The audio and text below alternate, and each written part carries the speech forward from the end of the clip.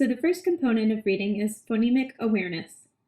And when we talk about phonemic awareness, we're talking about something called phonemes, which are the individual sounds that make up words. And it's important to note that when we talk about phonemes, we're talking about the sounds, not the individual letters. So for example, cat has 3 phonemes, k, a, and t. And if we take the k sound and I put it in slashes because it's the sound that we're talking about, not the letter. And so if we take the k sound and we take it out and we replace it with the h sound, then instead of a cat, we have a hat.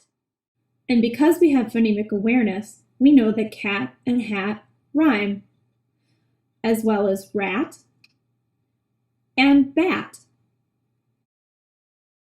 So now we know what phonemic awareness is, and we know that we have phonemic awareness, but how do kids get phonemic awareness? Well, basically by having fun with the sounds and the words. They can break apart the words into their sounds and count them, k, a, t.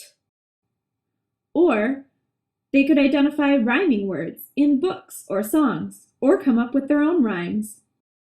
Alliteration is the word for when a bunch of words in a sentence or a phrase all start with the same sound.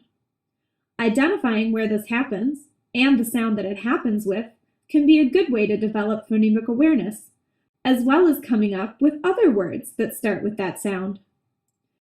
When kids are a little older, they're able to take sounds out, move them around, replace them with other sounds, like in Pig Latin, which is also a good way to develop phonemic awareness on a higher level. So reading skills aren't limited to skills with printed letters and words alone.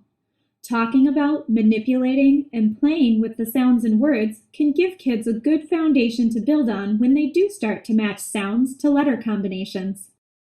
Being aware of the individual sounds that make up words ultimately just makes everything easier for kids who are first learning to read, as we'll see when we look at other components like phonics.